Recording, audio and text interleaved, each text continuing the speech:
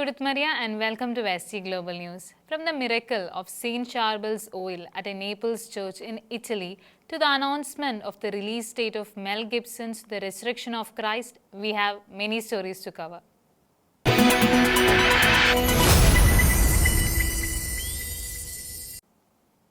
At St. Ferdinand Church in Naples, Italy, a remarkable event took place during a Mass honoring Saint Charbel on July 24.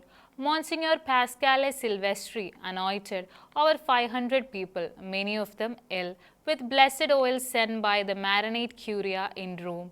After using all the oil, the priest was astonished to find the jar full again when he returned it to the safe, even heavier than before. Let's look into this extraordinary event and its significance.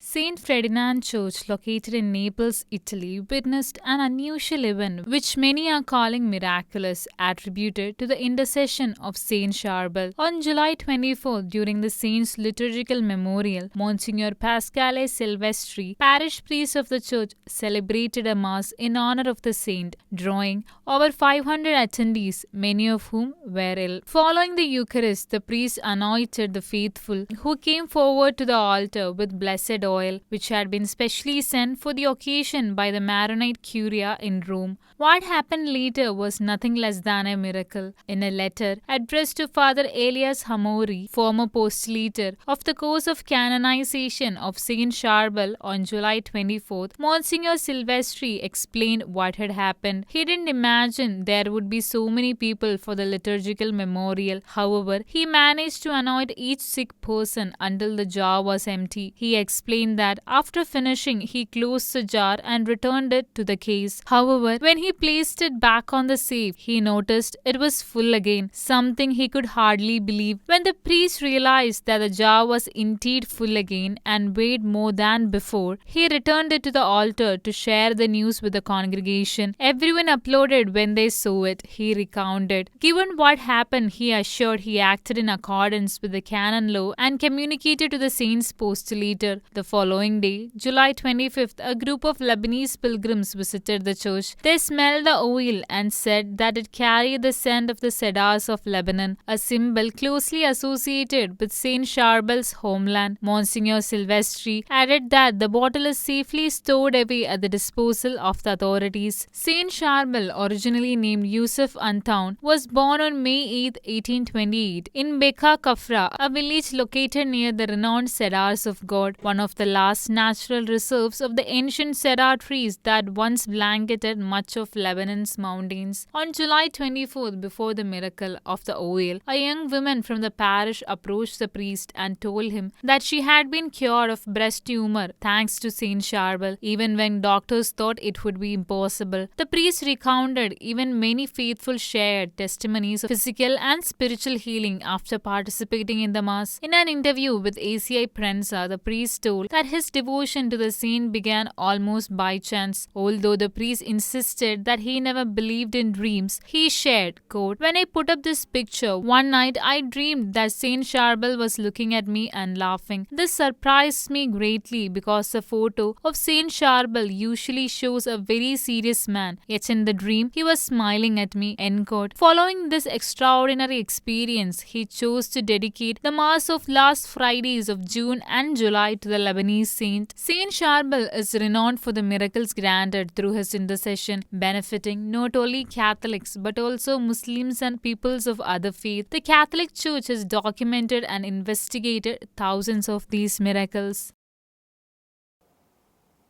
Pope Leo XIV, during his weekly general audience at the Vatican, urged the faithful to approach everyday challenges with a spirit of preparation and renewal. The Pope described life as a daily Passover, inviting the faithful to embrace transformation, surrender their burdens, and trust in God's guiding promises. At his first general audience of August, Pope Leo XIV invited pilgrims in St. Peter's Square to reflect on the mystery of Christ's passion, death, and resurrection through the lens of preparation. Focusing on the word prepare, the Pope described it as simple yet rich in meaning, holding the precious secret of Christian life. Drawing from Mark's Gospel, where the disciples asked Jesus, where to prepare for the Passover. Pope Leo noted that Jesus had already arranged everything: a man with a water jar, a furnished room, and a willing host. He stated that love is not born of chance, but of deliberate, conscious choice. Jesus' willingness to endure suffering was not an impulsive act, but a prepared gift of love. The Pope emphasized that God always goes before us, preparing a place where we are fully known and lovingly received. Yet, like the disciples, we are called to do our part. Grace does not eliminate our freedom, he said, but awakens it. He urged believers to prepare their hearts, not just for the liturgy, but for communion with God in everyday moments. Preparations, he warned, should not be confused with illusions. While illusions distract, genuine preparation guides us to live with intention, love, and gratitude. When we respond to God's call, Pope Leo concluded, we find ourselves surrounded by signs and encounters leading us to the spacious room where infinite love awaits. In a sweeping executive order signed on Wednesday, United States has imposed additional 25% tariff on Indian exports to US, matching the tariff levels of Brazil. The move has caused the Indian market to a frenzy, and New Delhi has vowed to protect Indian manufacturers' interests in global market. In an unprecedented move that could complicate India-US relations, US President Donald Trump signed an executive order on Wednesday, increasing the current 25% tariff levied on Indian goods, ramping up pressure on India for its continued purchase of Russian oil. The executive order, titled Addressing Threats to the United States by the Government of the Russian Federation, imposes an additional 25% tariff on Indian goods currently stored in US warehouses and ready for consumption. This brings the total tariff to 50%, matching up with the levy rate imposed on Brazil, which had also been subjected to a 50% tariff. The order also stipulates a 21-day deadline for the Indian government to cease purchasing oil from Russia and to switch to an approved oil supplier. The order, signed Wednesday night, describes India's ongoing purchase of Russian oil as a threat to both national and foreign security interests of the United States. It also invokes specific provisions of the International Emergency Economic Powers Act and the National Emergency Act. In response, New Delhi has described the US action as unjust and pledged to take appropriate measures to safeguard the interests of Indian goods in the international market. The newly imposed tariffs have placed significant pressure on Indian manufacturers, who must now sell their products at markedly higher prices in US markets compared to Chinese manufacturers, despite existing trade barriers. However, certain firms in the pharmaceutical and automobile sectors have expressed relief as the order exempts life-saving drugs from the tariff increase. This development marks a significant shift in bilateral relations between the two countries, especially considering that both leaders had previously expressed mutual goodwill on public platforms such as Howdy Modi and Namaste Trump, grandiose events held in Houston, Texas, and Ahmedabad, India, respectively, in 2020.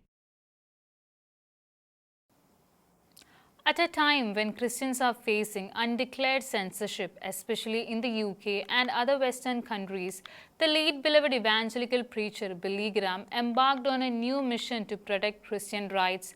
The Billy Graham Evangelical Association is now providing legal aid to Christians who are embroiled in legal battles simply for upholding biblical values in digital spaces.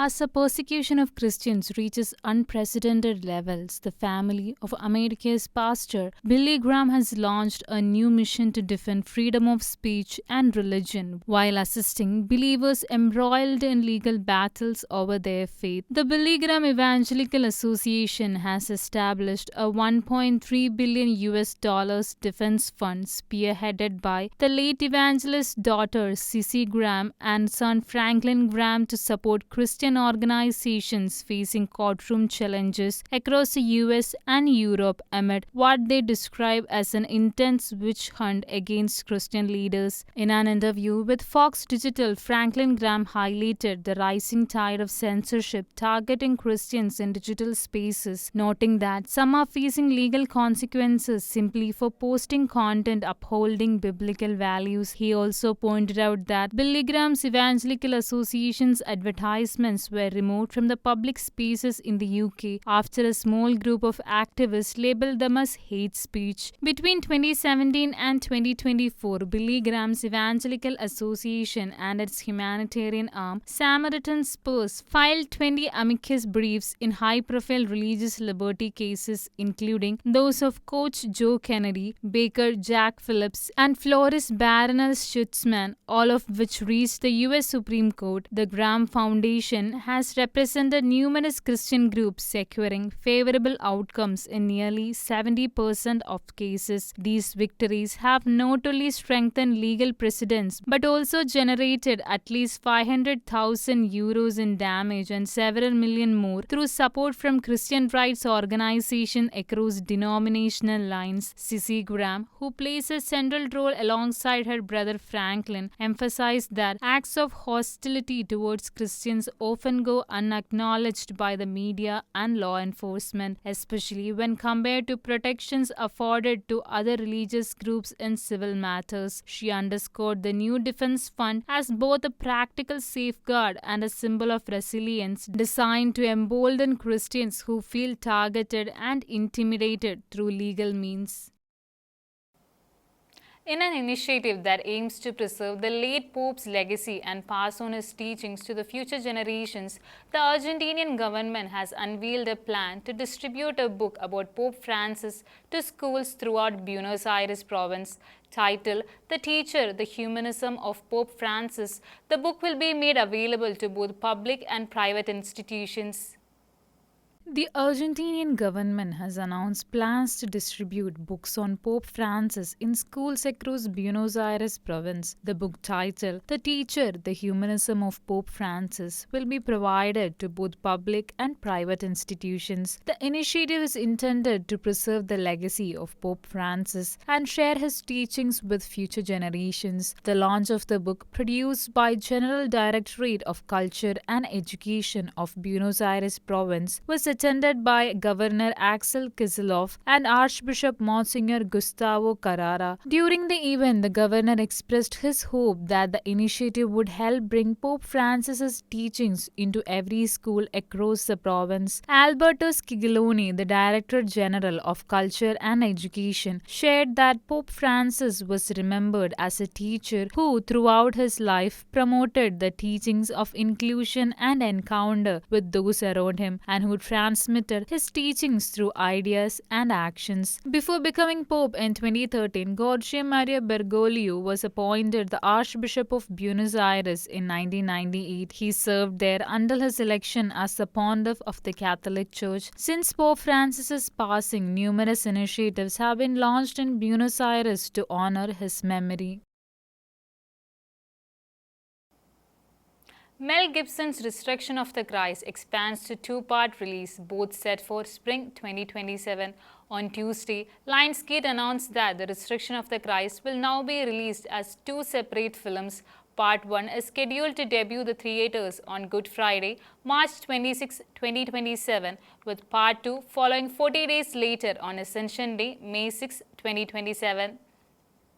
Mel Gibson's long-awaited sequel to The Passion of the Christ, titled The Resurrection of the Christ, has set its release date. The film will be released in 2 parts by Lionsgate in 2027. According to the announcement made by the studio on Tuesday, August 5th, Part 1 is set to hit theaters on Good Friday, March 26, 2027, and Part 2 will premiere 40 days later on Ascension Day, May 6, 2027. Gibson is producing the ambitious project alongside his Icon Productions partner Bruce Davey. The Passion of the Christ, which featured Jim Caviezel as Jesus and Monica Bellucci as Mary Magdalene, was independently financed and produced by Gibson through his production company at an estimated cost of $30 million. Until 2023, it was the highest-grossing R-rated film in domestic box office history. Lionsgate Motion Picture Group Chair Adam Fogelson described The Resurrection of the Christ as the most anticipated theatrical event in a generation for countless people around the world. Announcing in May that Lionsgate had joined the project, Fogelson called it an awe-inspiring and spectacularly epic theatrical film that he believes will leave audiences worldwide breathless. He further added that Gibson is one of the greatest directors of our time, and this project is both deeply personal to him and the perfect showcase of his talents as a filmmaker. Gibson has reportedly scheduled production to begin in August, to the follow-up to his 2004 biblical epic. The filming will take place at Rome Cinecittà Studios. The sequel production will take place on the same lot where the original 2004 film was shot, primarily in the Italian town of Matera, as well as in several other historical locations including Genoa, Gravina, La Terza, and Altamura. That's all for today. Until we meet again, God bless and thank you.